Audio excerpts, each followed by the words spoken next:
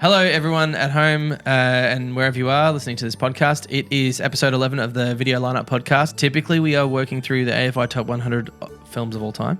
Our episode this week should be Singing in the Rain, but we're a little slow on the release, so we have decided to do a skip ahead and do a Christmas episode. This is our double episode with Die Hard. Not on the list, but still a great Christmas movie, and It's a Wonderful Life. So we will return to our normal release schedule. Next week we'll go back and do episode number 10 after we've done this episode with Singing in the Rain. But yeah, hopefully you enjoy our Christmas discussion, and we wish you a Merry Christmas or wherever you are and whoever you are spending it with. So all the best, and hopefully you enjoy this discussion. It kind of goes a little long and a little rambly. Talking to me? Podcast, I guess. Welcome everybody to the Video Lineup podcast. This special edition. Special Christmas edition. Merry Christmas to you all out there. This is episode, oh gosh, I should know by now. We never know what episode it is. I'm pretty sure it's episode 11. Yes, it's episode 11 because we high-fived, remember? There's a couple of, usually we try to record every week, but we recorded a couple in 1 week and then we had a couple weeks off, and now we're back. Episode 11. This is a Christmas episode. Yeah. This was going to have our friend Daniel Wickman, who I'm just going to call out on the podcast. He bailed on us because his car's not working or something. So also congratulations because he's bought a house. True. Yeah, he's a lying son of a gun. We love you though, and we miss you, and we'll see you on the next episode. But hopefully, I know that he planned to watch the movie, so hopefully he saw the movies. Our subscribers have gone down from 4 to 3. Yeah, we've just lost. So now we've got, I think we're at 12. I think. Oh, really? Yeah, nice. Who knows? Nice. But ladies and gentlemen, Christmas episode, double episode. I know you're you're probably not chomping Did at the we bit. announce what we're covering? Yeah, I think so. In the last episode, we're going to be doing Die Hard, 1988. Classic, not on the AFI Top 100. Never seen it before? Well, you've seen it now. Yeah. Before now. Yeah. And what was the other one? the actual one from the list. It's a Wonderful Life. It's a Wonderful Life. Good movies. Not to be confused with It's a Beautiful Life. Good call to a piece of trivia from Jimmy Stewart movies. Oh, really? Well, what were you are you referring to the song? No. Just the general. You were referring to the sentiment? What else is called It's a Beautiful Life? Nothing. They're just similar titles, and I haven't seen either of them. I thought you were referring to something that was actually called that. You're just like, not to be confused. Oh, there is a movie. Yeah. What is it? I don't know what's going on. I don't know what's going on. But there is a piece of trivia though to do with that movie, because they think that we won't get into the actual movies, but just up front, the box office take on It's a Wonderful Life in 1946 when it came out was a bit lower than they'd hoped, and part of the reason was because it was a flop. Well, I don't know. I think they did all right, but not as well as they'd like, because there was already a James Stewart movie that had come out called It's a Beautiful Life. I thought that's what you were referring to, like deep cut sort of things. And people who stayed away because they're like, oh, I've already seen that. And so this movie, It's a Wonderful Life, they're like, oh, this is just the same movie. They forgot the title. So. Oh, really? Yeah. You were referring to the song. I thought there's a song. It's a Beautiful Life. Oh, oh, oh. I was singing that last night as well. So. Yeah, nice. Anyway, where were we? This is the Video Lineup podcast. I'm Thomas. This is Nicholas. Nick, thanks. Full names only, please. This is very formal. Nicholas.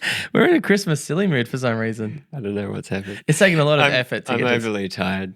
Both Tom and I work for ourselves, and we're ready for the Christmas holidays. We certainly are. And we're hopped up on ice water in plastic cups. This isn't straight gin. Yeah, no, it's not straight gin at all. You should sip while I fill the dead air, and then I'll sip. Take turns. Good job filling the dead air while I sipped. So it's that's what I do. So we're going to discuss Die Hard, which is a fantastic Christmas movie. And I've got my T-shirt today. Can you see what it says? Nakatomi Plaza Christmas Party 1988. I wore this to a Christmas party not that long ago, and only like 2 out of 12 people had any idea what it was. So I'm not under no illusions that anyone in our audience is going to have seen Die Hard, which is shocking to me. Honestly, it is shocking to me. I feel like we're like, how have you not seen Die Hard? And I keep mentioning to other people, great movies. that Christmas movies are Lethal Weapon. No one that I've spoken to recently. That's Christmas. Well, I sort mean, of. we'll enter into this. What's a Christmas movie? Yeah. And the second movie, It's a Wonderful Life, also a classic Christmas movie. But Which wasn't meant to be one either. Really? I didn't think so. You're giving a lot of foreshadowing here. Is there anything behind that statement? Or are you just throwing statements out there? Just throwing statements. Well, I was going to say about that is that my son watched it. My eldest watched it with me, and he was like, "This isn't a Christmas movie." So, It's yeah, an interesting conversation. maybe that's What really makes a Christmas movie. what makes a Christmas movie. So, which movie do you want to start with, Nick? I think It's a Wonderful Life. You want to start with that? Yeah. You don't want to start with a bang? It's a bit more serious, and then we can finish off with a Okay. bit of a laugh. We can agree to disagree. How about you discuss It's a Wonderful Life, and everything I respond with will be in regards to Die Hard, and we'll see. Then you can do vice versa. Okay. No? Nothing? Yeah, Improvisation is yes and, Nicholas. you've got to provide the synopsis first. Ah, yes. What is it about, Thomas? It's a Wonderful Life. Well, it is the story of George Bailey, played by, one of the greatest film actors of all time. I know this is like a lot of hyperbole, but I just love Jimmy never Stewart. heard of him. You never heard of Jimmy Stewart? No.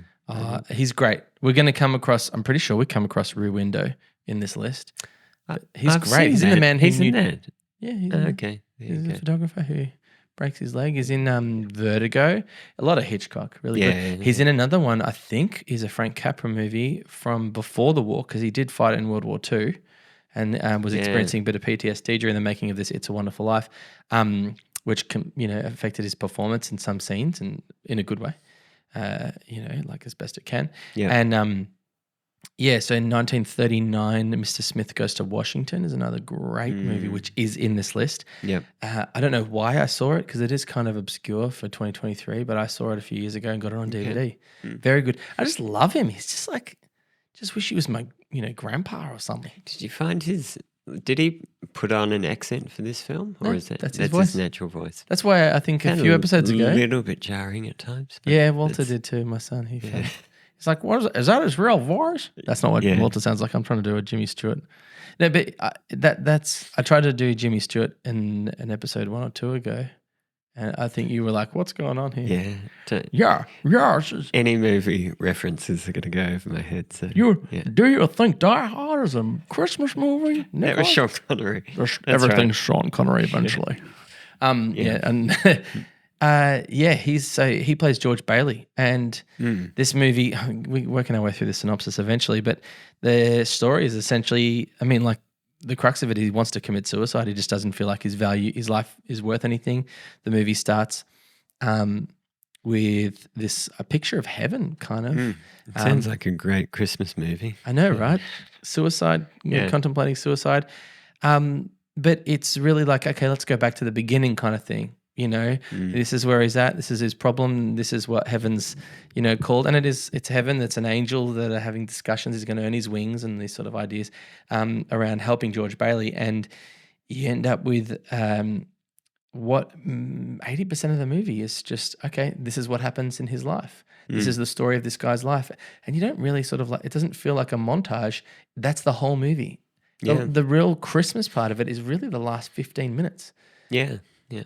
And you go through this guy just helping his brother, saving his brother's life, sticking up, just being there, being just an all-round, at risk of just, just summarizing everything. He's just a stand-up guy. Yeah. He's the definition of a stand-up guy. But the heart of it is that throughout, he's not just a stand-up guy just in general. He's constantly sacrificing what he wants to do. Yeah. And coming up short.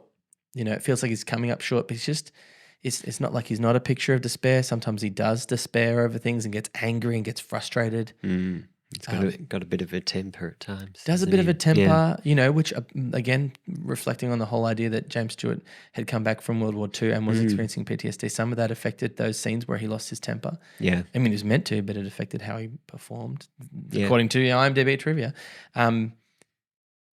So, okay, I've talked tons. What do you think of this movie, Nicholas? It's not what I expected. I really enjoy movies that cover some sort of heavier themes and sort of get you thinking in it for a Christmas movie to go into some of those difficult topics, I think was great. So you felt like this covered those themes? I think so, yeah. Yeah? I'm not saying it doesn't. Well, the idea of, what makes a meaningful life, and sort of, for me, myself, the expectations of, if I achieve these particular things, then my life was valuable, and if I don't, yeah, you feel worthless. So, yeah. Yeah, I think this one really hits home hard. Hey, especially he's a dad. He's running a business. It's not necessarily a business that provides him a great deal of prestige or respect or tons of money, but it's just plodding along in a nice way, and it's helping people in a real way, real ways that don't get him on red carpets or afford him a lot of glory, but he sees that real people get basic necessities, and he just feels like he just missed out on something, and as we're business owners and we're dads and we're providing, and I mean, like, I'm not saying that people who aren't like that can't relate to this movie, because obviously many people have related to this movie throughout the decades and decades, but it is powerful in that way. It's a really, if you can bridge the gap between 2023 and 1946 of the style of acting and the different ways, like we said, I keep coming back to Brando's changing things with how performances were made, and how movies were made, and he didn't change it, but how movies were made. There is a different style going on that can't be bridged, but the story is just I think that's why I just loved this movie, and I didn't see it before I was a dad. I saw it 5 years ago, and I was already a dad twice over at that point, and it just, especially at the end of it, like where he's just sitting and feeling so hopeless. Like, how can I matter? How can I live a life of any value and also be there for my kids? Are they better off with just, would they be better off if I wasn't here, but they just had a big injection of cash? It's like the what do you call it? The enemy of the what's the name nemesis? of the character? Nemesis. Oh, Potter. Yeah, Mr. Potter. He said, "You're worth more dead than alive," or something. That line before he went off to commit suicide. So. Yeah, and like, obviously, if you're not going to see this film, we don't want to spoil it for anyone who is, so, but, pause the podcast right now. It's better if they watch it first. It is better what you're watching the movies first, obviously, but still, knowing what happens is not a bad thing, because you probably get the sense that a Christmas movie doesn't have a suicide at the end of it. He doesn't commit suicide. This movie plays on the idea of a little bit of the A Christmas Carol kind of idea, right? Of a picture of, like, of you going through snapshots of your life. Only instead of an individual being guided through his own life, an angel is sort of being given the highlights of his life up to the point which the angel needs to then intervene, which is the suicide contemplation at the end. And so you sort of see the past, Christmas, not necessarily also just life in the past. Then you see it's all in the past, and then you see the present, which is where the angel intervenes, and he sees the future a little bit. It's more of the now. It's like the past and the now of what would matter. What would it be like if he never existed? Yeah. And it's like heartbreaking, and it doesn't last too long. He goes around, and you really quickly. I mean, if you haven't put the pieces together already while watching the movie, you understand this guy's making a big impact. It's all about the little things. You're realizing the value of a life well lived, and the life when you sacrifice. It's really glorifying the idea of self-sacrifice, and that's not something today's society really glorifies. Hey, it's an interesting idea. Like, you wouldn't say, because he wanted to travel and achieve great things. He wanted to go to college, yeah, and he was going to come back and he was going to build big things. Which it's a tricky one, because those sorts of things aren't bad things. Because his brother went off and went to college, and went off to war and got a medal and that sort of thing. Yeah. Whereas George couldn't because of his injured ear. But it kind of gets you thinking, sort of what. I guess your life doesn't have to be a grand thing where you have this $1 million business or achieve great things. When you if you can impact the lives of those around you in a small way, that's a powerful thing. Yeah. Um, That's like a kind of a boring message, but like a really powerful, true message. I think especially now, because I feel like in our culture, unless you achieve that sort of $1 million business, there's this underlying What was the current point? of, unless you achieve great success, you've wasted your life. Yeah. So It's a lot to think about, isn't it? I think, as you said, as parents, we realize that's a way bigger priority than, running a successful business. Yeah. Yeah. Yeah. It's one of those movies that, it's a classic for a reason, and Yeah. it's been parodied a bit. Like every time a bell rings, an angel gets his wings. Yeah. I don't know where I first saw that, but I definitely saw that a few times in a movie, and it's part of pop culture to do with, at least very much America. Mm. But when I first saw this movie, I think I wasn't prepared for how poignant. Is that too fancy of a word for this podcast? It's really poignant, this movie, and it's really true. Everything about it just rings true. So you mentioned that it didn't do that well at the box office. So what sort of has made this movie, I mean, Wizard of in Oz the didn't top do. 20 of all time? Wizard of Oz didn't do particularly well. I don't think box office has a good measure. So it's resonated with a later audience? I think it resonated fairly quickly. Yeah, didn't it? okay. I mean, I didn't Well, I'm not follow a sure. lot of the history of it, but it got broadcast all around America and around the world on the regular from the moment it was made, basically. Okay. And I should say it's an independent film directed by Frank Capra, who put some of his own money into it. Along with another guy called William Wyler, who directed Ben-Hur. Oh, really? Yeah. Him and a third guy set up an independent studio, and they made 3 movies or 2 movies, and this was one of them. And I mean, honestly, if this was the only movie you made, I think you'd be very proud. Yeah. Yeah. This is a really watchable movie, I think. Rewatchable as well. Yeah, definitely rewatchable. Yeah. I think because there's so many different themes and interesting characters. Like, they didn't just spend the time on the 2 main actors and developing them. There's, the uncle, the parents. Yeah, and the uncle's Mr. clearly Potter. got some heartbreak there. That means that whenever there's pressure, he's on the booze. Yeah. And that it's funny, like it doesn't have to be a heavy drama or like really nuanced or really realistic for there to be a lot of detail in the characters.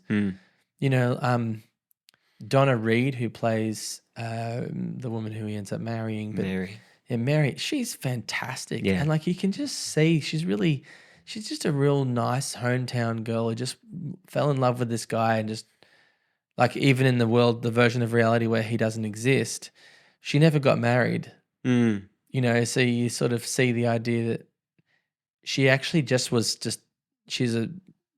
this guy, fell in love with him when she was 19 or 18 or whatever, and it seemingly had already been in love with him for a long time. Yeah, it's interesting how she knew what she wanted from, even when she was, I don't know, the opening scenes when, how old were they? 7, 8 years old? Yeah. She said, I'm going to marry him one day or something like that. Yeah, she's a strangely self-determined character, right? So she knew what she wanted and was happy with that, whereas George thought he knew what he wanted. Yeah. So it's a powerful female role. It really is. Like, she's a wise woman who ultimately honestly, like, she's a perfect character. She's great. She's not a perfect person. She's just a really good mum and a really good wife. She doesn't really do anything wrong. She doesn't do anything wrong, but I think that the movie's not interested in all the nuance of her life. The point is to try and stop George from committing suicide. Yeah.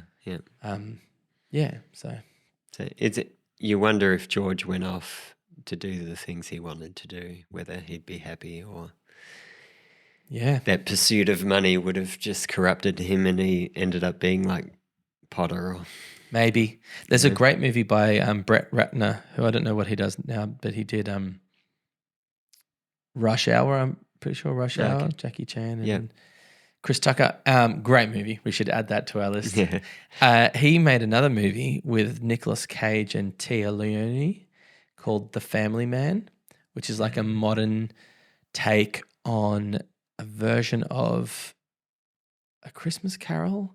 It's the right. same Yeah, idea. And essentially what happens is that he lives in a reality. His reality is that he's a very successful, very wealthy a bachelor who has, models turn up and all this different stuff and very self-serving and then also all of a sudden, I can't remember what happens, but somehow he ends up in a version of a reality where he's actually married his high school sweetheart, Tia Leone. Okay. I think she's a high school sweetheart. And they got 2 kids, and he just works at his father-in-law's tire factory company. Yeah. Very simple life, not in the big city, out in the suburbs. And the journey of the movie is him trying to make his way back to the success he had. And along the way, not losing the family, but along the way, falling deeply in love with this suburban, what would be derogatorily described as a mediocre suburban house life, Yeah. and realizing actually this is real life. This is great. And he falls in love with it. Yep. And then all of a sudden he wakes up from it all and it all goes away, and it's heartbreaking because he doesn't have his children, his little kids. Yeah. And Tia Leone doesn't even quite remember who he is. And he's got everything. Yeah. He's got money, he's got beautiful women, he's got all of these power and influence, and he just realizes this is pointless. I hate this. And he goes in the end of the movie, spoiler alert, he goes and hunts down Tia Leone, who's also found some level of success. Yeah. And he just tries to ask her out on a date to try and go back to that. And I remember that movie. I've seen that movie twice over the last sort of 15, 20 years. And just gut punch every time. And it has a similar sort of idea. It runs through your head. Was it you and your wife that we were talking to recently about those that pursue just a career and neglect things like having a family? Yeah. And just a lot of people look back with regrets. Yeah. Because having a family is difficult. Yeah. A lot of the time you're like, why are we doing this? But I'm having a good time. I'm really well slept. That's what fulfills us as people. It's for whatever reason. Yeah. It's what's the word when it doesn't make any sense? It's not antological. Illogical. Ultimately, Nicholas, tell me, what are your final thoughts on this film? Final thoughts? We're already there. Well, if we're going to get 2 movies into a podcast episode. Very true. I mean, do you want to have are there any other theories before you go into your final thoughts? Themes that you want to discuss? I had something what was it? What would you want to say to somebody who hasn't seen this movie, has heard us discuss a bit of it and is thinking about watching it? What do you want them to take away? Because, it's your final swing of the thing before we move on to Die Hard. So, swing of the thing, you let your imagination decide what the thing is. I'll fill the dead air while you think. Podcasts aren't for thinking, they're for talking. I don't know, I just think it's an all-round, it's a feel-good movie, but then it's a serious movie. There's some great themes in there which sort of challenge you with the way you're living your life. And and the acting's fantastic. I assume the way it was filmed was quite interesting for it to be so high up on the AFI Top 100. Like, there's some pretty good shots throughout the movie. Yeah, I didn't. The story pulls you in so well that I didn't even care. I mean, I read the trivia afterwards, and they made like 3 city blocks. I don't know what the measurement of a city block technically is, but that was the main road of what's Bedford Falls is the town that he lives in. It's a small town that he doesn't think much of, but then it's beautiful. It's a beautiful movie. Everything like to be this high on the list. I think you hit most of the things pretty well. I think On the Waterfront's probably the only one that I've been like, really? Yeah. But that's probably because of the acting. This one's just, it's beautiful. The black and white's great. The music's great. Yeah. It's just character. I think that it doesn't muck around with, doesn't waste your time. You know, you get a real clue. You go through his childhood, and in 10 minutes you got a really clear picture of who this guy is, what his dreams are, what his purposes are, where he's headed, where he wants to head. You know. George, as a child, that actor was extraordinary. I thought did such a great job of showing his character from a young age, and yeah, I mean, it's the best you can hope for, right? Yeah. Apparently, when because there's a moment in the film. There's so many moments layered throughout. I mean, this is a great example of a movie if you aren't really aware of what's happening when you're watching movies. But often they foreshadow things, right? Yeah. This movie is great for foreshadowing because everything that happens in George's life is foreshadowing what's going to happen in the last 15 minutes. You know, the only reason you see parts of his life is because you see what would happen if he wasn't there. Yeah. And so they're highlighting things, you know, foreshadowing. It might be like, why is the camera zooming in on that cigarette packet being placed down there? It's because that's going to light the whole house on fire and kill everyone, and that's going to be the beginning of the movie, you know? Yeah. So, I mean, why did I go to such a dark place? But Christmas episode. And there's a scene where the druggist, they call him, but I guess you'd call him a pharmacist. Yeah. He's putting together medicine for a young boy, and George, as a kid, works at the pharmacy, and in America they also serve drinks and all sorts of stuff. And I think he's going to help the guy. And the guy's son, he just found out, had passed away, and it's 1919, so he died of influenza, Spanish flu, and he's just obviously had a bit of booze or something, and he's just beside himself in tears and not doing anything properly. And he's, you know, mixing up the stuff that goes in. And you just see that moment, and George becomes aware of it. And in that scene, I think he slaps him around a bit. Yeah, smacks him in his injured ear. In his injured ear. And the actor who did it actually smacked the kid really hard. Oh, really? Yeah. Oh. I don't know if it was on purpose, but afterwards when the scene was like, he wasn't a bad guy, he embraced, and they sorted it all out and everything. Yeah. But he properly smacked him. So that's probably part of added to his performance. Was the blood real? I don't know. I don't know. Be a pretty hard hit. Yeah, that would be a hard hit. I was sitting at the table today, and Haley walked up to me, and she just did one of those fake smacks where she put her hand in front of my face and was like, you know, what are you doing? You know, like, and we're laughing and stuff. And my kids didn't realize that she'd done a fake smack. So they're like, oh, we can hit Dad. Great. I got two massive slaps. They weren't concerned. 5-year-olds can really slap, I can tell you that. And they don't go back they're not satisfied with one slap. So.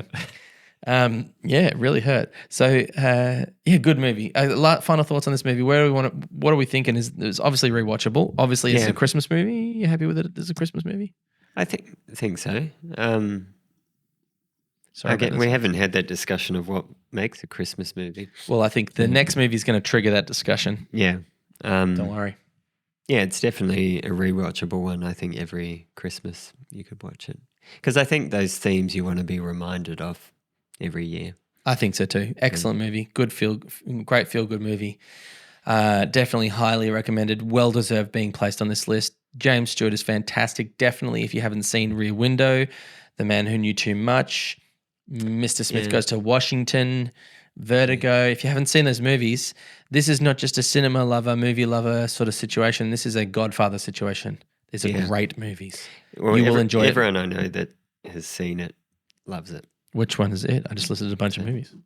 No, It's a Wonderful Life. The one we're reviewing. It's a Wonderful Life. That can be what we. Okay, doesn't matter. I don't know what you're saying. So definitely, I'm trying to implore people to see this movie. And you're like, yeah. You're like, would you recommend it to all your friends, family and friends? 100%. I'd say I wish that I had seen this growing up. Yeah, I think it's a brilliant movie. It's a good reminder of all the themes are a good reminder. I like these movies that I've seen characters in movies watch in Christmas movies. Does it make sense? You know, a Christmas movie, you know, where there'll be like there's a great Christmas movie I like called The Family Stone, and in it she watches Meet Me in St. Louis. Yeah, and that's a Judy Garland movie. Yeah, I have no idea why it's a Christmas movie because I've never seen it. Okay. but I've seen it in tons of movies, and I've seen the same couple of scenes in heaps of movies because they always use it. It's a Wonderful Life is one of those movies, and it feels like Christmas. It feels like all those other scenes where I've seen it. Yeah. I think it's well deserved. I heard, I don't know if I listened to something or read that the FBI at some point came out and said that. We haven't even touched on the banking element of this movie. Yeah, it's an interesting idea of, well, basically the FBI said it's communist propaganda. Yeah, the FBI can, go and have a lovely Happy Meal. I don't know. I don't want to say anything bad. I understand. I'm not pro-communist in any situation, but I do think that there is like black and white ways of seeing things. This is the political commentary part of the episode, but it feels like, this is an American thing. They certainly, well, at least in my understanding, is that they certainly had a big reaction against communism and throughout their history, and still probably do. And Dalton Trumbo, I think, was one of the guys who did a rewrite on it, and he was put on the blacklist for being a communist or something. Look, I think they throw that out as a criticism whenever, or wealthy people can do that, so that you can't touch them. Basically, it's the same thing people do. If they don't like your ideas about how to solve anything to do with let's get to the hot button topics, race or gender or any. If if you're a decent person, you put some ideas forward, but it's not what they call you a Nazi. Yeah. So if you want to push back against, like, maybe banks are ripping everyone off, maybe big business isn't doing what they should be doing for individuals. You're a communist. They just throw these words out, and they still have meaning because communism's not necessarily, in my understanding, good for everybody. Yeah. It pretends to be good for everybody, but it's really not. And then they just throw that as a criticism. So if you watch this movie and you think about and you try to, there's a lot of you have to understand about the banking, what goes on, what George is doing. He runs a banking and loan that essentially people put their money into, and they buy shares in the banking and loan. So it's like what we were talking about that church should do, is that they essentially are all putting their money in and buying shares, and that money goes towards other people being able to borrow that money at a low rate so that they can afford to put their families into homes. But it's community-based and it's personal, whereas I think the issue we've got now and in the movie is banks aren't personal. Yeah. It's all about numbers. So. It's all about numbers, and it's not even real. Most of it is like fake money. They've created now. They create new financial instruments in order to create, because they're bored. They're like, how can we make more money? You have to watch The Big Short or learn a little bit about how they do it, and they just keep messing with it. And people who want to make more money and more money and more money, let's start a war. Yeah. We were deep in the political comment. Let's just print money, And this movie has something to say about that. Yeah. I think it really does. And I think it's interesting how what it has to say about the movie also ties into just whether or not you're a good person. It's easy that the rich guy is also the bad guy, and he's also the one funding everything. It's interesting, but it's not trying to be too overtly political. It's just sort of a way of demonstrating someone's values. But it is an interesting idea. But it's interesting when someone who has that mindset, who makes a lot of money, then has the ability to try and control things so that in a capitalist system, others can't thrive as well. Yeah, I think it's if you want to think about those layers of things, it's a really good criticism of capitalism. Capitalism, what did Winston Churchill say? It's capitalism is the worst system of worst societal system or something, except for all the others.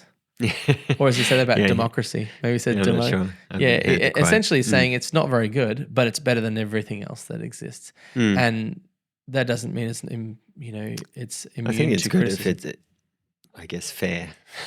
If you've got someone who's made a lot of money and then they can use that clout to squash everyone else, that's when it becomes bad. Monopolies. Yeah. But when not looking at anyone in particular whose rhymes with Grey's or Luckerberg. Or Jill Bates. Jill Bates, yeah. Or to a lesser extent, Dusk. I don't know. Is Well, the these algorithm people- picking up on our really intelligent codes? I don't know. Who knows? Okay. Well, look, I've been What rating? oh We've gotta do 5,000 out of 5. Yeah, I'll give it 5 out of 5. Let's give it 5 bell rings out of 5 bell rings. Bell rings, is that good? Yeah, I'm happy with that. Yeah. The people out there want to know what we're going with. So, Mm-hmm. at this, we'd like to just take a moment to say thank you for listening thus far. Thank you Yes. and Merry Christmas. Partway Merry through our Christmas. episode. People will be watching this on Christmas morning, won't they? Yeah, get their families gathered around. We wish you a Merry Christmas Yeah. and a Happy New Year. And you take the next line. Good tidings we bring. Good. No? Okay. I was just going to do spoken That's word right. version of that song. Next movie. This Mm. is we were going to have a bit more drama involved because Yeah, Daniel yeah. was going to be here. It was Yeah. but Daniel's not here, are you, Daniel? So You ruined everything. it's just me in ruined my the Die Hard Christmas shirt. this year. Like me in my Die Hard shirt and Nicholas in his beautiful green shirt that stands out better against the black background. It's as close to a Christmas T-shirt as I can get. Well, I made the background Christmas colors, but I don't know if they're overexposed. so I don't know if you can see them. I'm going to adjust my microphone again because it feels like it keeps sagging. And I need to look as tall as possible next to Nick. So Thomas, how did Die Hard become a Christmas movie? Because obviously it wasn't released as one. Oh, well, I don't know. That's something I don't know. You don't know? So the next movie is Die Hard. Yeah. And do you want to give a synopsis now that you've seen it? I'll ruin it. He'll ruin it. Okay, I'll hit into the You go. synopsis. Bruce Willis. Okay, one of God's gift to cinema is Bruce Willis. I love Bruce Willis and everything He's that great. he's in. Yeah. I can't think of something he's in that I don't like. I just like how he is. I'm sad that he's not well now, but I'm glad that he made so many movies. And he's not just an action film star. And what else is he? He's a good chef. What does he do? Does he dance well? What Yes. else? Well, it's not just No, I mean like he's comedic. Is that what you're getting at? No, he's a flexible actor. Like he can play different roles and do that well. I'm not. So- Why do you have this eye? Look in your eyes like I'm having a go. I'm just like filling the air. Come on, let's just fill the air. Give us the synopsis. The synopsis. Okay, shut up, What Thomas, it's and get about. on with it. He says. Okay, so Bruce Willis, 1988, plays John McClane, one of his first movie roles, I think, outside of the TV show that was more comedic called Moonlighting. Yeah. Moonstruck is a film with Cher. I'm pretty sure. Yeah. So Moonlighting is the movie, the TV show. I think it was with Sybil Shepherd. Never saw any episode of it. He got cast in this role. And essentially what happens is that he's estranged from his wife, Holly Yeah. Gennaro, who that she uses it's a plot point. She uses her surname, her maiden name. He's a New York cop. She's gone to a job in LA. All this sort of stuff is just implied and you realize it in the first sort of 10, 15 minutes of the film. Yeah. He's gone to visit her at her office Christmas party at Nakatomi Plaza. If you can't see on the podcast, I'm pointing to my T-shirt because I got a picture of Nakatomi Plaza, Very nice. which is a real building that Warner Brothers, I'm pretty sure it was Warner Brothers, owned. Did they blow it up? They actually did. All those They explosions did? are real life explosions. Wow. Awesome, right? I think there's I think the one on the roof at the end is a miniature. But Okay. So it doesn't exist anymore. no, it still exists. What? Yeah, dude, it's in so many movies, this building. It's in heaps of Okay. movies. So he goes to this Christmas party in this building that is still largely lots of floors under construction, but they got a bunch of floors for the Nakatomi Corporation, Japanese company, that they are operating out of. And he goes to see her at the Christmas party, and then they're going to obviously, like say good day, hey, it's awkward and stuff, and they still love each other. They've been separated for 6 months, and he's going to spend Christmas in LA with her. And then Hans Gruber and his group of German baddies come and they take over the building, the entire building. They shut the system down because it's just basically a bank heist, And it's essentially Bruce Willis, John McClane, is in the building. He's the lone gunman against these terrorists. And I mean, like, it's not foreshadowing, but it's like setting up at the beginning of the movie when he's on the plane, a businessman says to him, you don't like flying, a bit anxious and all that sort of stuff.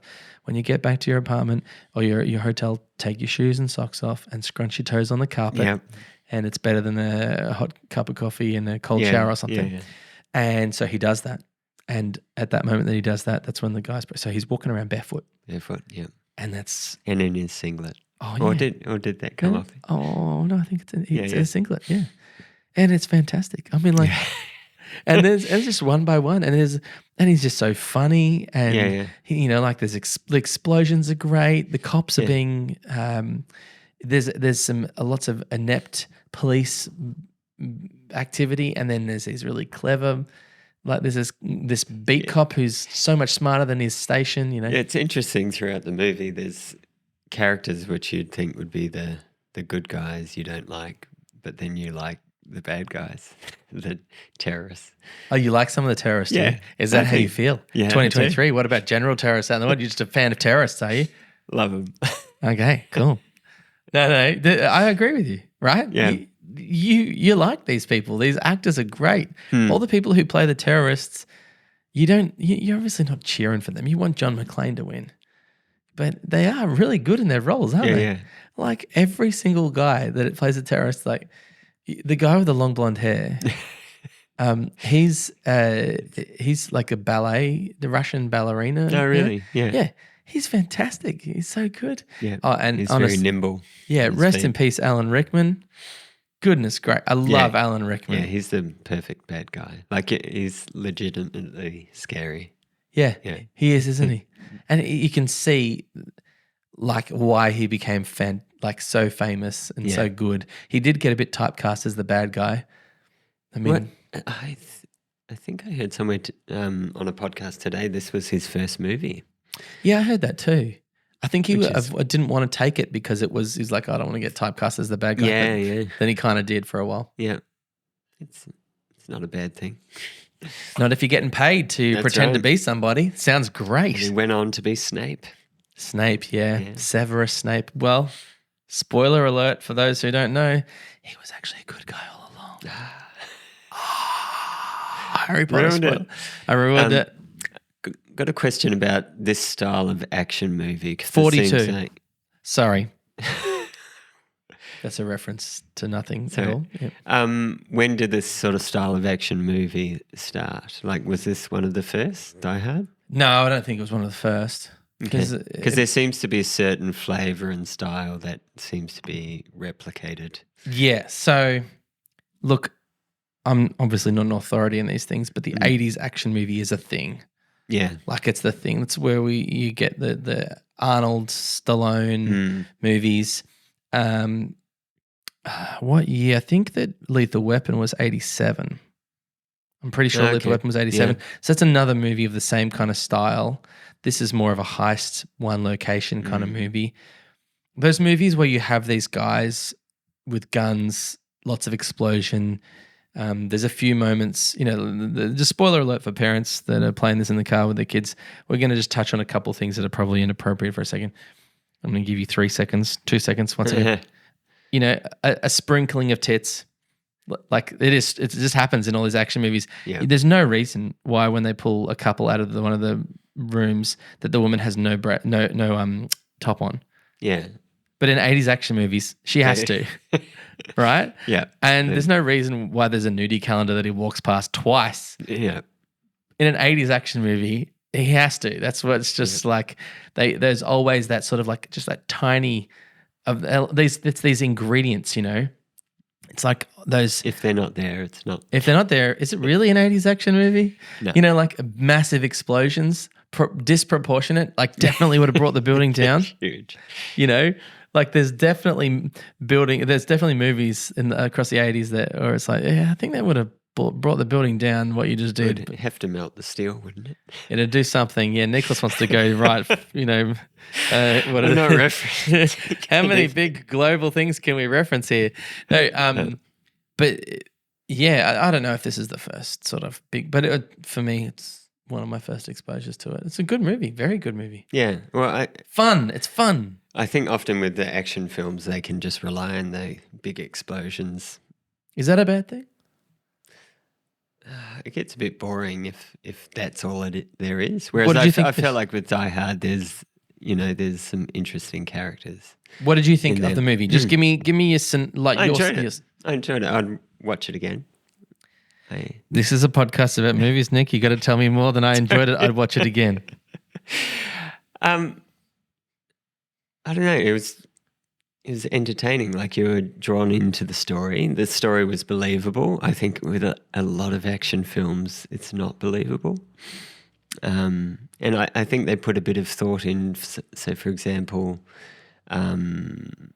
his wife, not Mary, Holly, her getting rid of his last name means that the terrorists couldn't recognize her, didn't know she was his wife. Yeah, good point. Which is like, there's a bit of complexity there to that concept. So yeah, it's like clever little things that are in there. Yeah, and that happened a few times throughout the movie, I think. Yeah, it's smart the way it's all the little elements are set up. I do not believe they make movies like this today much at all. No. The last thing I've seen that is anything like this, and I'm not saying it has any like parallels at all, is Bullet Train. It's much more complex than CGI and many more characters and details. The style is different, but it's just like the action movie. Like there's no messaging. There's no, like weird characters that are just shoved in for no. It's just fun, interesting characters. Bad guys you like, good guy you want to trust. At least I enjoyed it. The Bullet Train. This is with Brad Pitt.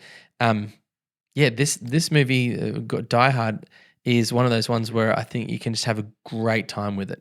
I mean, famously, Chandler and Joey, rest in peace, Matthew Perry. They loved it in Friends. Oh, did they? Yeah, they rewatch it lots in Friends.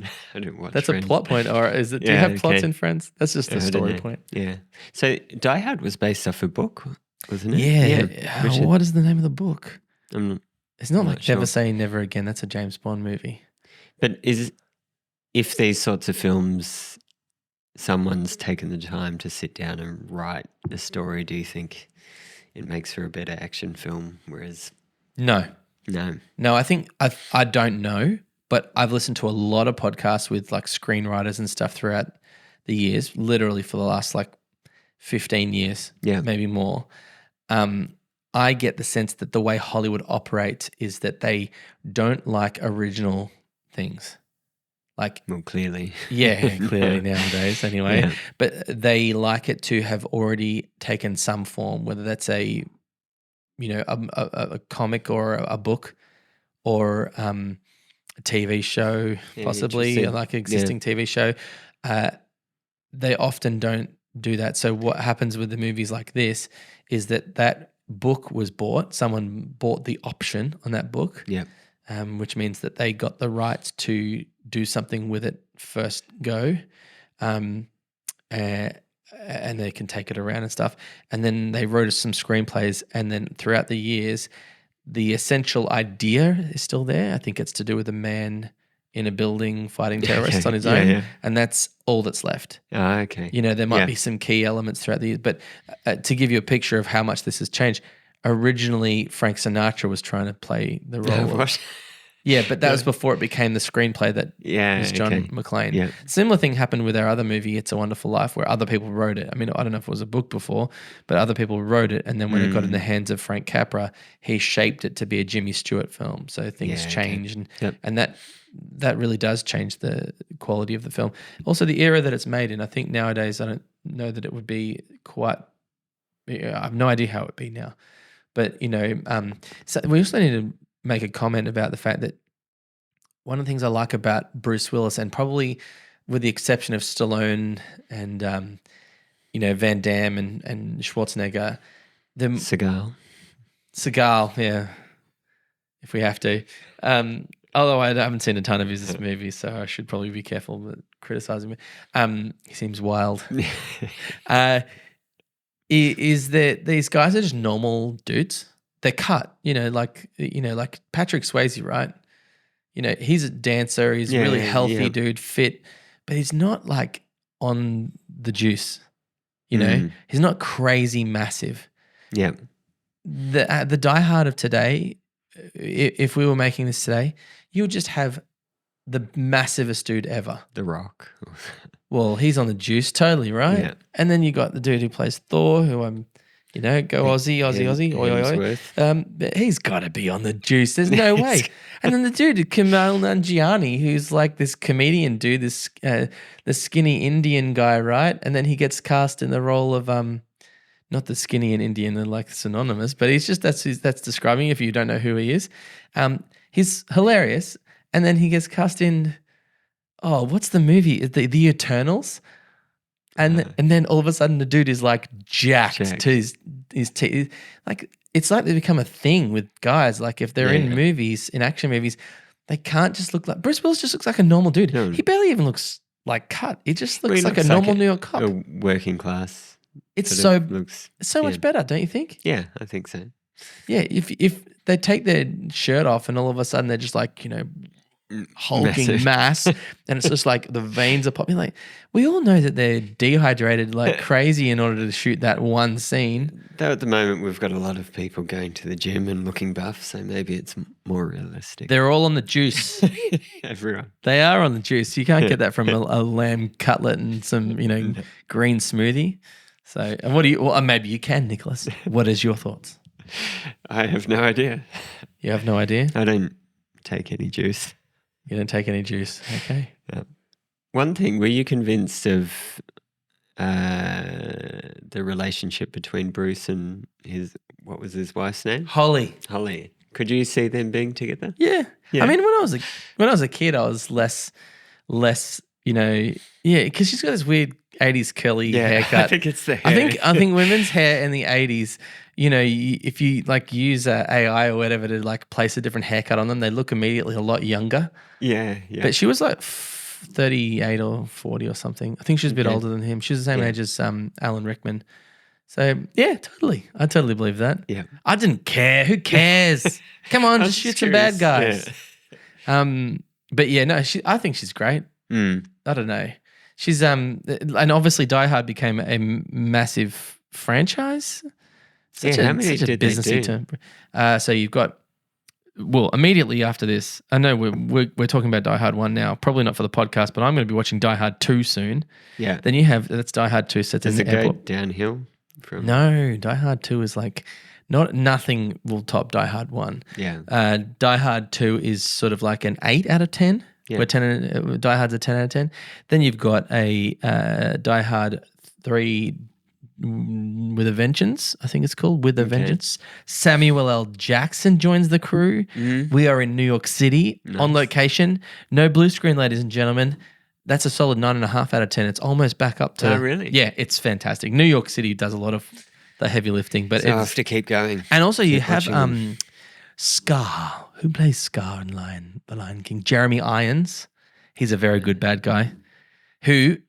I mean, hello.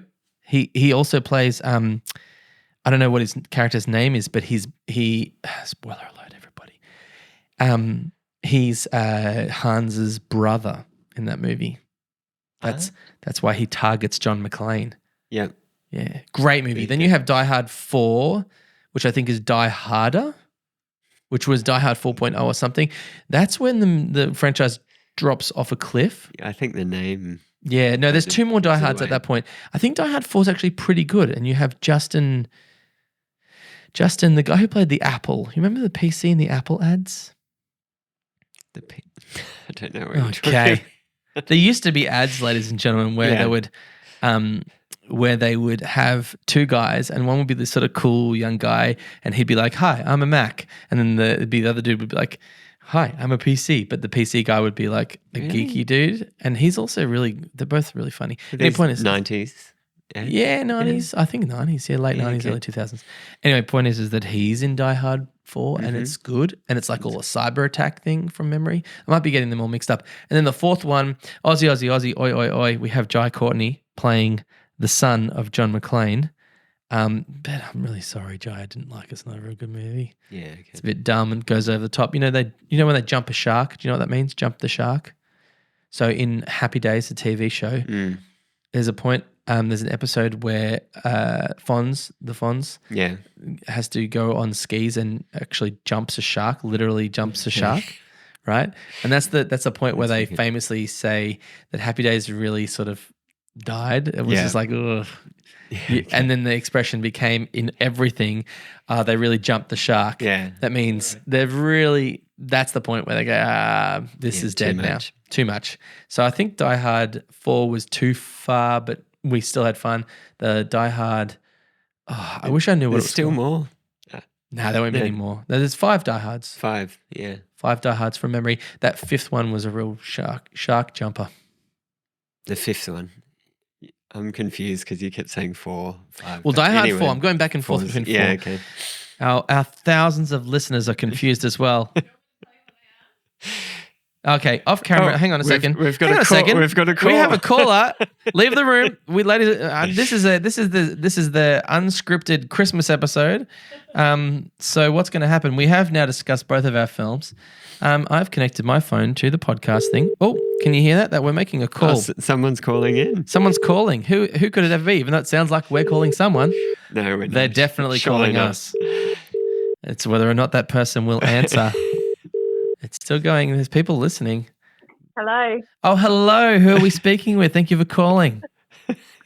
You know who you're speaking to. Who's Hayley? Hayley. Ladies and gentlemen, this is Hayley, my beloved wife. She's just been in the room taking behind-the-scenes photos for our many Instagram followers and announced that she knew what the Die Hard movies were. So could you please list us the Die Hard movies in sequence? Sure. Okay. So we've got Die Hard, 1988. That's what you're talking about today, yeah? Yep. Die Hard 2, 1990. Then we have Die Hard with a Vengeance, 1995. 5-year break. Yep. Yeah. I mean, maybe they really had to work to pull that one together. I don't know. Maybe. Then we've got Scheduling. Live Free or Die Hard in 2007. 2007. 12 years later, they went back and they said, you know what, let's not lead with And Die then- Hard. Let's live with Live Free or Die And Hard. then they came back again and it was A Good Day to Die Hard in 2013. Yeah. 2013. That sounds corny. Yeah, they had to know that they'd jumped the shark when they titled it A Good Day to Die Hard. They're like, how many other ways can we cram Die Hard into a movie title? And we like side note, thank you very much for calling, Hayley. Are you a long time listener, first time call? Yeah, it is a first time call. So the tagline for A Good Day to Die Hard is Yippee-ki-yay, Mother Russia. So yes. It's not, yeah. Yeah. Yippee-ki-yay, Mother Russia. I actually think I've heard that before. That's so funny. Yeah. Hilarious. Oh my gosh, that sounds almost like a parody of a Die Hard sequel. Yeah.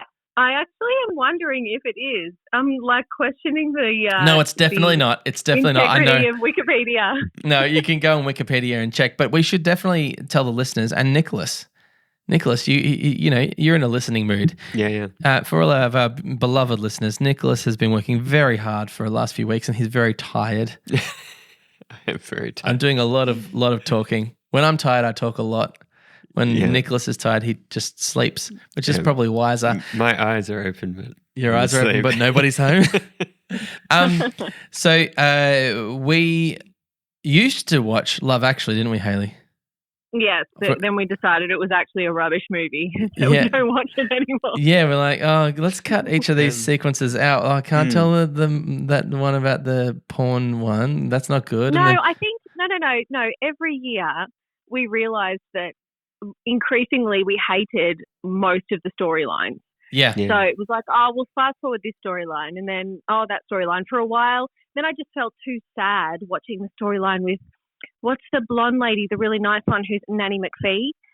What's her name? Oh, Emma Thompson. Emma. Oh, yeah. I Yeah. saw. Yeah, that's And really the sad. Joni Mitchell song plays and I just can't take it because Alan Rickman is just horrible. Yes. So I looked you at know- love from both sides now. and we realised that we were Give and take. really, Sorry. we didn't like any of the people in the movie, so we stopped watching it. We did start watching it. So the reason I referenced that is because that's a Christmas movie, right? Yeah. And Yeah. we've been discussing Die Hard. And where am I going with this, Hayley? Love Hard. Love Hard. We have a Christmas recommendation. Yes. If you haven't seen it, this is Netflix not a movie. joke, Nick. You're looking at me. He looks at me like everything's a joke. You can't see Hayley, even though I know you're just in the other room, but you're I calling know, so we can Nick. use the I know, Bluetooth Nick. function on our podcaster. I know what Nick's face is like. I know the face pulling right now at this present moment. However, we've told a few people to watch Love Hard, and I've only heard positive responses back. So I think it's a good one. We've watched it already this Christmas, and I want to watch it again. What is it? Yeah, I don't even know what this is. So, I mean, like the movie, we're gonna quickly go into this movie. We've strayed away. This is definitely a Christmas double episode. Yeah. Although, ladies and gentlemen, we will not go. I keep saying, ladies and gentlemen. Well, very controversial statement in 2023. We're not going to go double length, but we're definitely waffling a bit. The Love Hard movie is like, it's like the girl gets catfished, right? And but the two of them, they've had a long discussions on the phone, and it's just really a throwaway title because one of them thinks that their favorite Christmas movie is Die Hard, and the other one thinks their favorite Christmas movie is Love Actually. Okay. And so what do you get when you smash them together? You get Love Hard. Hard, actually. No. Sorry. Love Hard. Yeah. Nick, give me something. Come on. It sounds rude. It does. Love Hard. Well, maybe that's why they called it that, you know. Well, then what's the alternative? Die Actually. Die Actually. So, I mean, that's not really. No. Not so Christmassy, that one. No, not very Christmassy. So, final verdict is Die Hard a Christmas. What constitutes a Christmas movie, Hayley? Before we let you go, long time listener, first time caller. Yeah. What constitutes a Christmas movie? Yeah. Tell us why Die Hard is a Christmas movie or why it isn't. I don't think, honestly, I don't care enough to have a really solid opinion about it. I think if it's set at Christmas and you feel Christmas vibes while you're watching it, it can be a Christmas movie. Yeah. So if you want to decide something's a Christmas movie, you go right ahead. Who am I to tell you if something's a Christmas movie or not? I personally believe The Sound of Music is a Christmas movie because I watched it every year in the lead up to Christmas. Now, is it set at Christmas? No, it's not. But I don't care. You can have your opinion about it. I'm going to think that it's a Christmas movie. So you're quite opinionated about this. Yeah, she's great, isn't she? So that was also like very succinct and a beautiful way of answering that question in less time. So you can come on the podcast anytime you want and just shorten up things I say. I think I'm getting kicked what did out. You say? I haven't said it yet, but as you were saying, it's like how she's cramming this many ideas into such a short sentence and then finishing. Yeah. I'm not going to pick on you, Thomas, but it's just organising your ideas in your brain before you start talking. No, we just start talking and then we work out where our ideas are. What did Nick say? What do you think, Nick? I agree with you. Something that's a feel-good film and probably based around Christmas time. Like I love watching A Christmas in Wales. We watch that every year, which is based. I've never seen that. Tell us about Christmas in Wales, Nick. What is that? It's never even heard of it. I can't remember who wrote the poem, but it's a Welsh poet, and basically it goes for about 58 minutes, and all the dialogue in the film is from the poem. When did it come out? I'm not sure exactly, but it'd be, I think, 1980. Maybe. Why are you pulling that face? We're watching movies from the 40s. Yeah. So I'm guessing. Oh, okay. Yeah. So firstly, we should just say Love Hard is available on Netflix. Yeah. Where do you watch the Christmas in Wales is on YouTube. You can just put it great. in. It's there. And what's the vibe? What are we in for? Is it like acting? Is there a story or is it just all? There is a story. So it's a grandpa reflecting on his childhood and telling it to his grandson. Okay. Are we gonna cry, Nick? Are we gonna cry? No. Okay. It's just a feel good. Are you sure, Nick? Because we watched Wonka the other day and I cried. So, oh, really? I mean, yeah. The bar's pretty low for me. No, I don't know what you'd cry about in this one, but it's just a sweet story. They kill the pet dog. Oh, it's all over then. Yeah, it's a puppy. They just do like, too many responsibilities, Jimmy. But it's a life lesson. That's why, Yeah. This is reality. Yeah. So there you go. What's your favorite Christmas film and why? He's looking at me while he asks that, but he didn't say my name. So Thomas. Roger that. My favorite Christmas movie is. This is really hard because I used to say Family Stone because that's how Hayley and I would watch. We would start that every year. Yeah. with Christmas would kick off with that, and there's a lot of associations with that. That's a really good movie. I just feel like a lot of people don't know about that movie as well. No, I don't. Family Stone. Great one. It Classic. is a great one. There's some storylines in that are a little heavy hitting nowadays, but it's definitely a great movie. I think honestly, I personally really enjoy an annual rewatch of Die Hard and Lethal Weapon. Yep. I love them. And Shane Black wrote Lethal Weapon. He also wrote another movie called Kiss Kiss Bang Bang. Every few years, I remember that movie exists. It's set at Christmas time, and it has a pre-Iron Man Robert Downey Jr. and a pre-cancer Val Kilmer. So he's talking because he can't talk anymore. Yeah. And it's nice. It's like a nice bit of, that's a good movie. A little bit of an action, all happens in one night kind of thing. Bit of dark comedy. Yep. I like those movies. And Love Hard. I'm not even kidding you. Love Hard is really good. I loved it. I'll check it out. I loved it. Yeah. Is there anything else that I'm missing, Hayley? What do we usually? Elf is always good, but Elf. We like Christmas with the Cranks. oh yeah, Christmas with the Cranks. There's a few movies you just throw on. You're like, oh, this was super easy to watch. Like White Christmas. White Christmas. White Christmas is great. Is that on our list? Do you reckon? That's a really good movie. 1950. The Holiday. That's another one. Oh yeah, that's a good one too. What does he say? Like, sorry about the boob graze. Is that like, oh, boob graze? No? Okay, like, what's that? No, you're just the creepy guy that brought that up. I'm the creepy guy that brought up a boob graze on the podcast. Yeah. That's going to make the highlights. We'll put that into a little Instagram stories. Just kind of. How about you say boob graze and then I say boob graze, and then we can. Then we're probably 15 seconds of just us saying boob graze. I've already said I love terrorists. So yeah, he did declare a love for terrorists. Oh wow. Yeah. Look, boob graze doesn't seem so bad now, does it? No. You've got to get it into context. Context doesn't matter. Just clip it up, put the branding on it, get people to watch. I feel like there's something else that doesn't it have like a scroodly doo, doesn't he say that in the Holiday? Yeah, he does. That's in the Holiday. Jack Black, what a legend. You're a bit Jack Black, actually, so maybe that's why you like that. I really do like Jack Black. Don't you think, Nick? He's a bit Jack Black. Yeah, I see it. Yeah. Peaches. That's why I think you're joking all the time. Yeah, I'm not joking all the time. I'm always serious. Yeah. But I just pretend that I was joking because you think I was joking. I don't want to make you feel uncomfortable. Right. It's my people-pleasing side. Anyway, we've been waffling a bit. Thank you very much for calling. Sorry, what was your name again, caller? It was Hayley. Yep. Haley, you have a beautiful voice. I might marry you one day. Thanks. Okay. All right. Well, enough loving over the phone, whatever that is. That okay, I'm going to go. I'm feeling awkward. Awkward Thanks phone for the call. chat. Bye. Bye. Bye. See ya. Oh, the hanging up sounds kind of, boop, boop, boop. It's kind of like a shutdown for our podcast. It's like we should be the ones hanging up, not her. Yeah. Thanks for calling. Beep. Yeah. All right. Sorry, everybody. That was nice. It was nice. It was We should do that more often. The little Bluetooth feature on our phone actually works quite well. Mm-hmm. Should we text before we go? Do you reckon we should? Oh, Daniel has texted me. Has he? Well, yeah, our friend Daniel. All right. Hey, let me just say. Is he apologising?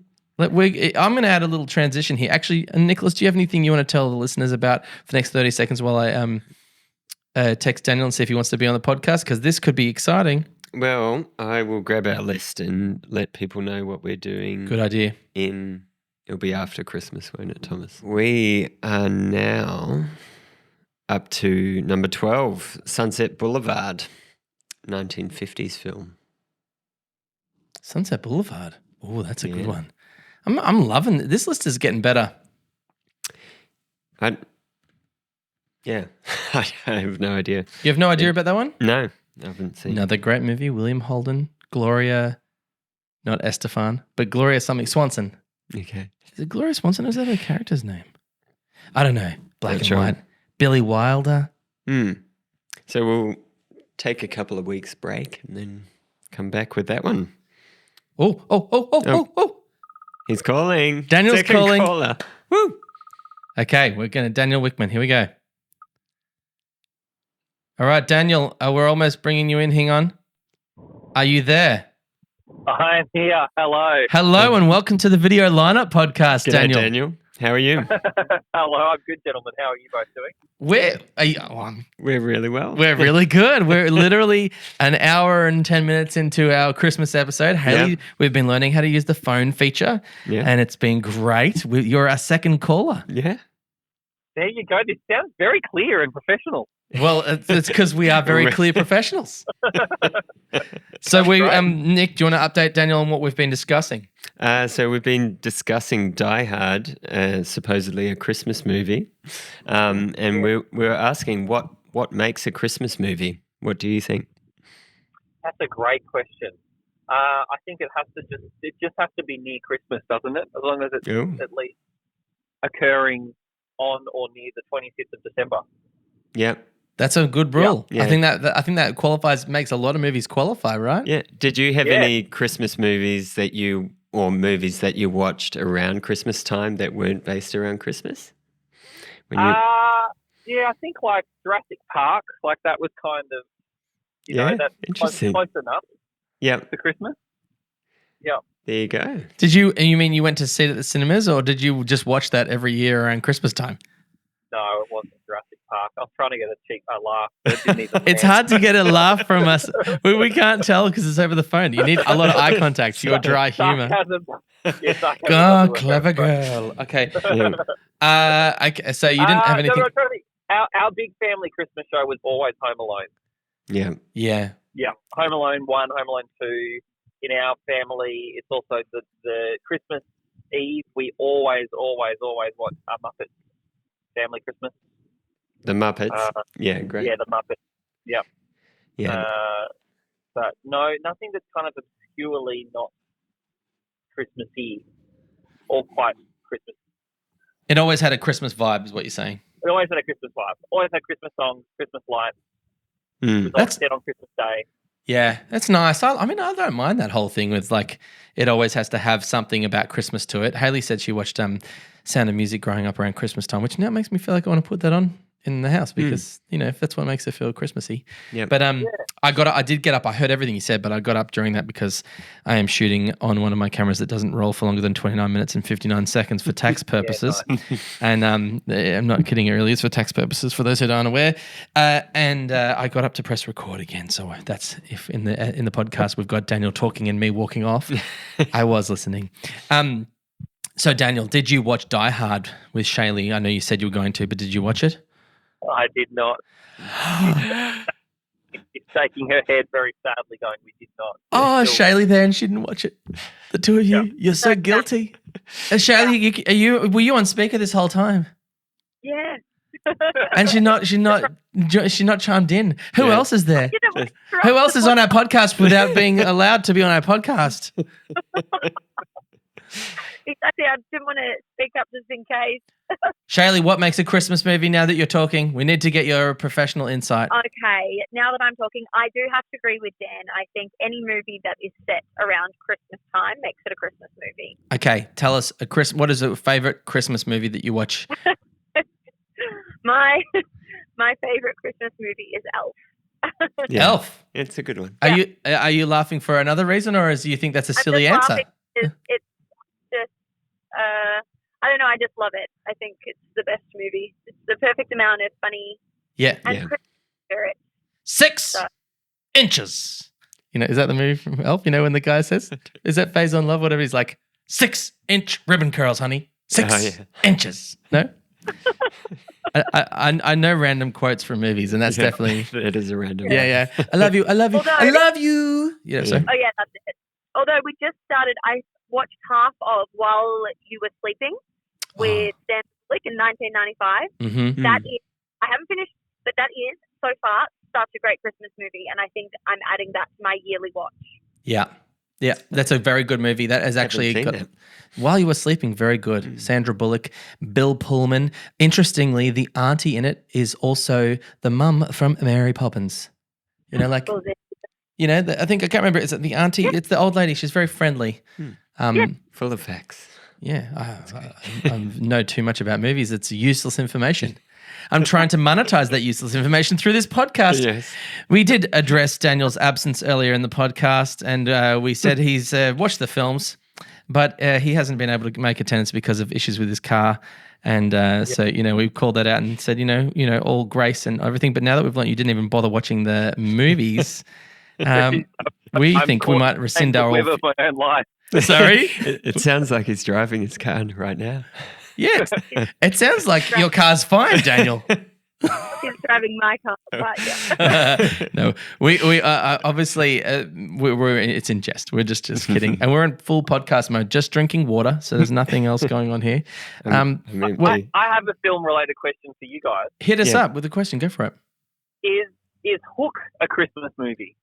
Oh, good one. Well, it's snowing in London, and I believe he goes to see her for Christmas, doesn't he? He goes to see Granny Wendy. Yeah. But you don't spend any time with any Christmassy things. And in fact, like dun dun dun dun dun dun dun dun dun dun dun dun dun not necessarily a Christmassy vibe to it. I've right? never thought of it as a Christmas movie. But Yeah, is there any Christmas trees in it? I think there is. Na na na na na na na na. That's more Christmassy.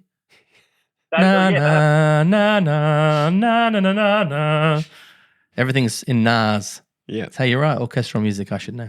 I do listen to the score to Hook a lot more than the average person, so that's probably why I know most of the things. I don't know if it's a Christmas movie.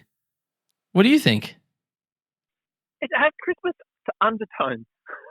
It has. I wouldn't perhaps because I'm thinking that might actually break my rule for being set on or around. That might be the exception to the rule that it just needs to be around the date. Well, it's snowing in London. So does it snow in London for long periods of time? I don't think so. That's just winter. It's just Christmas time, winter. But this also raises the question of what window is Christmas time. So my sister, first, probably last week of November, the Christmas tree's up. Yep, so for same her, here. All of December is Christmas. Yep, same here. I totally agree. I'd agree. Christmas dies on the 26th of December, though. Everything must be packed up. I think we're a late Christmas tree setting up family, although we're establishing it's our first Christmas as a married couple, and I think we'll be a late pack down. Yeah. Well, these days. Congratulations on your first Christmas as a married couple and getting to share these movie-watching traditions together. Thank you. So exciting. I promise I will watch Die Hard this week, and I will watch. What use is that to us, Daniel?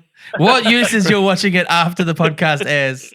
We'll put your opinions in the notes of the podcast when we publish this. Well, thank you very much for calling in. Honestly, in an ordinary situation, I would love to continue speaking to you both. But congratulations also. It's on a podcast, but you're purchasing a house and having a first Christmas together, owners of a house. That's just separate information. Do yourselves a favor. We've been doing a review this episode of It's a Wonderful Life. It's a Wonderful Life? What's it perfect? Yeah. It's a Wonderful Life and Die Hard. Watch both of those movies, guys. Yeah. I really do need to. I really want to see them both. It's a Wonderful Life will absolutely rock you. It's such a fantastic, feel-good movie. Yeah. And Die Hard will do what, Nick? What will Die Hard do, Nick? Sell them on Die Hard. It's a feel-good movie. Well, thanks for calling. We love you both. Merry Christmas. Okay. Take care. Merry Christmas. See ya. Drive safely. See ya. Bye. Well, it's 10:10. Well, I'm having a good time. This is a much longer episode than usual. I think we should just do that every week. I think we should do a little less heavy lifting for us. Well, Christmassy vibes definitely lead to a lot less pointed discussion and a lot more meandering on my part. But it's joyful. It's jolly. Are you feeling good? Nice. Yeah. You feeling Christmassy?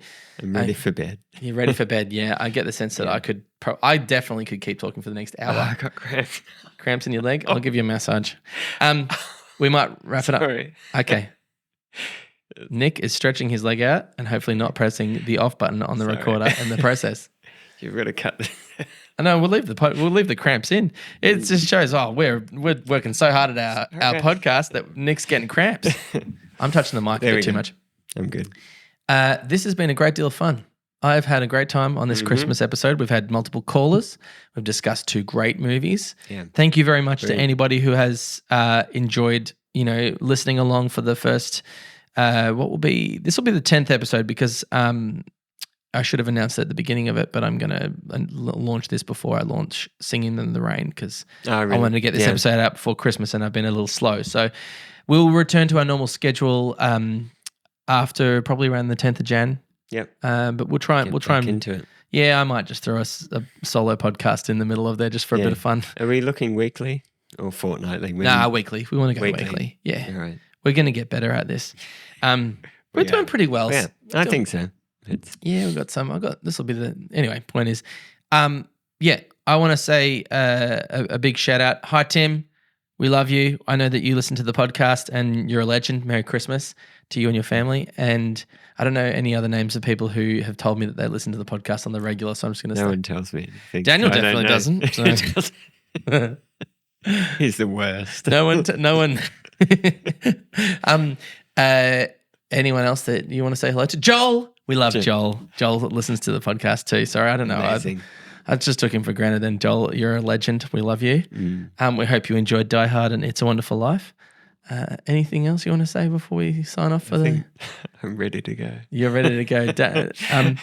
You're just getting started. I am just getting started. This water's just going down a treat. We just wish you all a Merry Christmas. Yeah. This has been a great deal of fun making these episodes and watching these movies. 2024 is a year we've got 52 weeks like every other year, and we're going to try and watch 52 more movies. And by the sort of like end of this time next year, we'll hopefully be somewhere in the 50s and 60s of the AFI Top 100. If you've enjoyed a double feature, let us know because I had fun.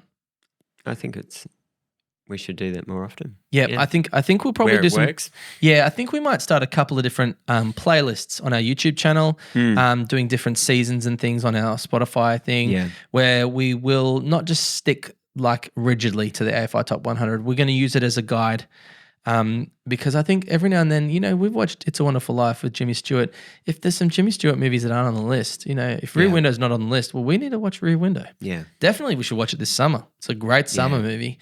Excellent film. Yeah, I just I got the Maltese Falcon on 4K Blu-ray. This podcast has caused me to buy physical media for the first time in a long time.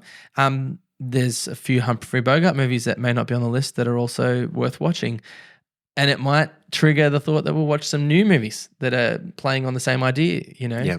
Because that's all they do is just remake old films. Recycle old films. I mean, just look at the comparison between Luke Skywalker and Harry Potter and you'll be astounded. So, anyway, Merry Christmas to you all. Merry Christmas. We'll see you on the next episode. There will be a flashback. Won't be a flashback episode, but it'll be one that we recorded before this one for Singing in the Rain. So enjoy that. Hopefully you enjoy that movie. It's a great one. And we've got Sunset Boulevard coming up in the new year. Yeah. Number 12. Number 12. Please give us a like and a subscribe. That'd be great. We didn't mention that at all throughout, but we really would like those. That would really help us. If you are our friends listening to this on Spotify, if you wouldn't mind jumping over to YouTube and just clicking the like button, even if you don't watch the video, we don't care. That would be great. Clearly some of our friends do that. Yeah. So many of you. Actually, can you just stop clicking the like button? It's too many people clicking that like button. That's all there is to it. There isn't any more. We'll see you next time.